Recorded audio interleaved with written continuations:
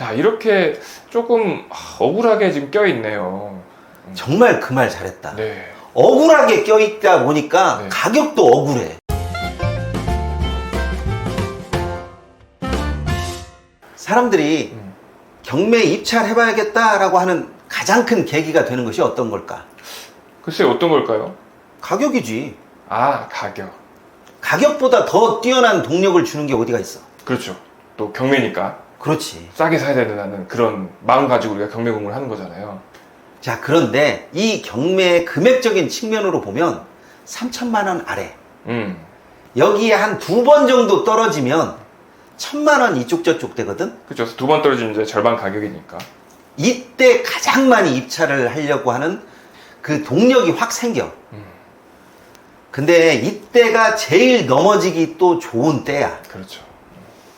우리 한 1,000만 원 정도면 보통 대출 안 받고 있는 돈 가지고 투자를 한번 해볼 수 있다는 그 정도의 수준이니까 또 만만해 보이거든요. 금액 자체가. 그렇지. 내가 월간 현미경에서 항상 회원들에게 내가 물어봐. 투자금이 얼마냐고. 그러면 꼭 대답하는 것이 거의 3천만 원이야. 그래요. 저도 그렇더라고요. 물어보면 항상 3천이래. 근데 이 3천이라는 돈이 대출받기도 애매하고 대출을 안 받자니 조금 서운한 금액이고 그래. 맞아요. 오늘은 초보자들이 많이 빨리는, 그리고 초보자들이 제일 많이 입찰 동력을 느끼는 그런 물건을 하나 가지고 왔어. 네. 그럼 오늘도 어떤 물건인지 같이 보겠습니다. 2022 타경 37620 물건이고요. 물건 번호는 1번입니다. 소재지는 경기도 양평군 용문면 광탄리 산 52-1이고요. 용도는 전입니다. 좀 특이하네요. 왜냐하면 집원에 산이 붙어 있는데 산이면 임야 아닌가? 그럼 임해야 되는 거 아닌가? 라고 되어 있지만 산 집원도 농지일 수도 있습니다. 용도는 전이고요. 그리고 60평 정도 되는 땅입니다. 집원에 산이 붙어 있으면 농지증은? 당연히 나와야지. 당연히 필요하죠. 왜냐하면 지목이 전이니까. 이 집원과 상관없이 지목이 전이니까, 농지니까 당연히 농지증 필요한 겁니다. 감정가가 3천만 원 정도고요. 말씀드렸듯이 만만한 가격까지 떨어졌습니다. 3번 정도 유찰이 돼서 1,000만 원대까지 유찰이 된 상태네요. 자, 9월 6일에 진행되고 이제 1,000만 원부터 시작이 됩니다.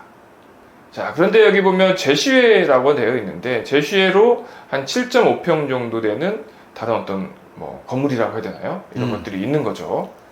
매각 물건 현황을 보니까 그 제시회가 정자네요, 정자. 그러니까 어떤 집에 정원으로 쓰이고 있다는 뜻이겠죠. 그런데 저기에다가 법정 지상권 성립 여부 불분명 뭐들어 썼는가를 모르겠어. 면피하려고 그러는 거죠. 면피. 좋네, 면피. 이렇게 있는 토지입니다. 전원주택으로 둘러싸여져 있고 여기 보시면 이 갈색 지붕 같은 거 좀 보이잖아요, 네모나게. 이게 정자인 것 같아요. 위치상으로 조금 아까워. 네. 왜냐하면 저 도로의 앞쪽에 붙었으면 그렇죠. 훨씬 더 나은 가치를 띠고 또 많은 사람들이 입찰을 했었을 텐데 뒤쪽에 있다 보니까 가치도 떨어지고 관심도에서도 밀려나는 거야. 그렇죠.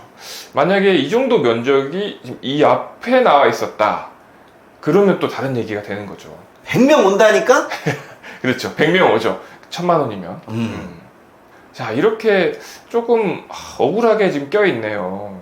정말 그 말 잘했다. 네. 억울하게 껴있다 보니까 네. 가격도 억울해. 그렇죠. 와, 이 3번지도 되게 억울하게 짜여져 있는 그런 형국이고, 제가 봤을 때는 여기 같이 쓰고 있지 않을까? 이렇게 생각이 들어요. 100% 네. 같이 쓰고 있지. 네, 건축물이 지금 거의 필지에 붙어가지고, 경계에 붙어서 지금 건축이 되어 있고, 아까 지금 정자가 이렇게 하나 있었는데, 그 정자는 이 집 거이지 않을까? 이런 생각이 듭니다. 자, 이렇게 정원으로 쓰이고 있고요. 여기 뒤에 보면 정자 같은 게 보이죠. 이게 제시의 물건으로 나와 있는 상태입니다. 자, 여기 정자가 있고 이 집 뒤쪽 정원처럼 쓰이고 있는 거죠. 산 집원이긴 하지만 평평하네요. 뒷마당이니까. 네, 집원만 산이고 또 지목은 농지고 현황은 대지처럼 쓰고 있는 그런 땅이겠네요. 자, 이 땅도 우리 회원분이 입찰하려고 준비를 하고 있었죠. 준비만 하고 있었는데 음. 결국은 자기 역량에서 좀 넘어선다 싶어서 포기를 하셨지. 포기하는 것도 저는 괜찮다고 봅니다. 이분은 어디까지 진행을 하셨냐면 농지증까지 받았어요. 그 농지증도 이 정자가 있기 때문에, 그리고 이 농지가 아니잖아요. 그렇지. 그래서 원상복구 계획서를 또 제출을 해야 돼요.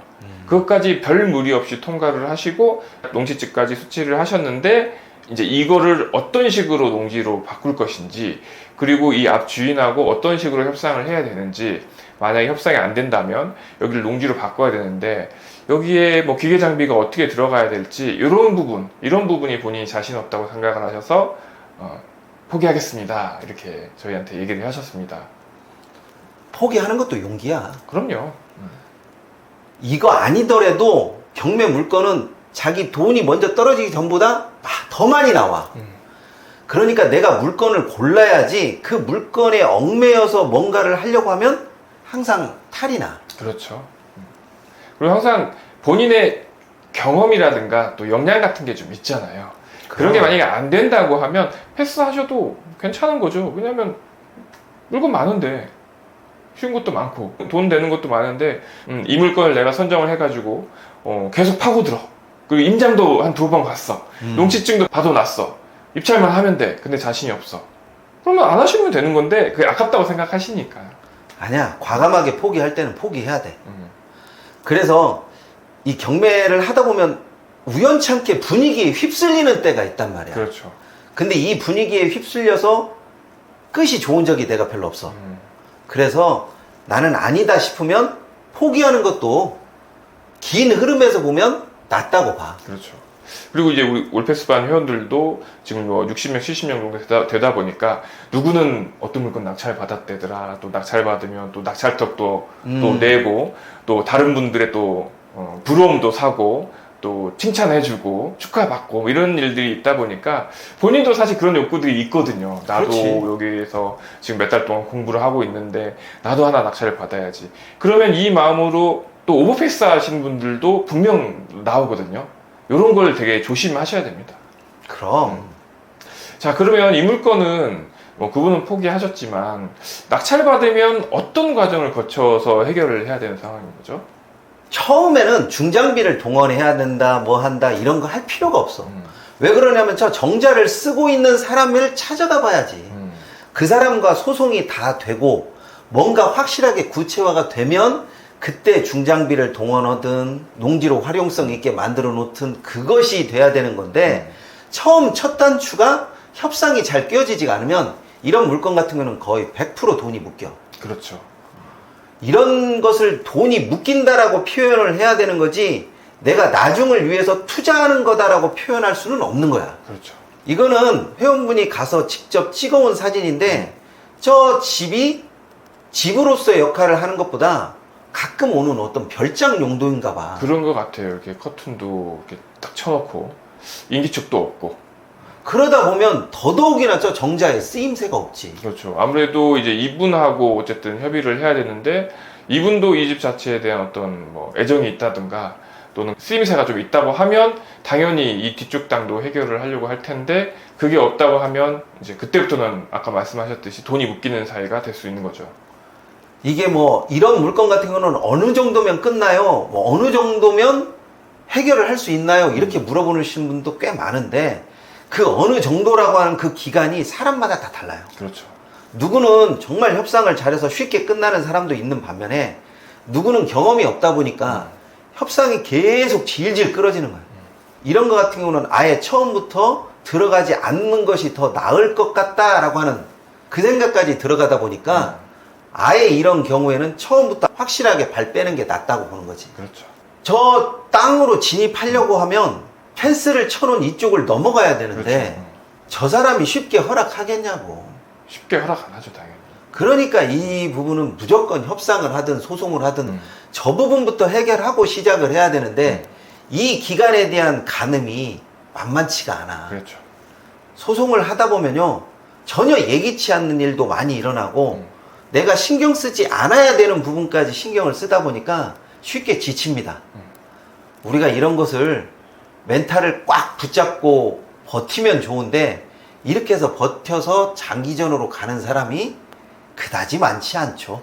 그래서 보통 이런 물건 같은 경우에는 내가 의도를 했냐 의도하지 않았냐라는 것보다는 돈이 묶여버리기 때문에 이 물건 저 대출 안 나온다고 봐요. 일단 소액이기 때문에 대출 자체도 당연하니 안 나올 뿐더러 법정지상권 성립 여지도 있기 때문에 대출 안 나오는데 이 돈이 계속 묶인다? 한 2년 묶이고 3년 묶이면 정말로 여기에 애정이 안 들어가요. 그렇죠. 이렇게 되면 사실상 돈이 투입됐으나 내 돈이 아닌 땅은 남겠지 하는 쪽으로 자기 유리한 쪽으로 해석을 하게 되거든. 나는 그래서 아니다 싶으면 아예 처음부터 안 들어가는 게 낫다라고 봐. 그렇죠. 자, 이번 시간에는 초보자들이 가격 때문에 혹하는 그런 물건을 소개해 드렸는데요. 부동산 경매에서 가격 때문에 동력이 생기기도 하지만 이 가격 때문에 사람이 정남이가 뚝뚝 떨어지는 때도 있으니까 내 역량을 벗어난다 싶으면 포기하는 것도 때로는 필요하다라고 생각을 합니다. 네. 이번 시간은 여기까지 하도록 하겠습니다. 감사합니다.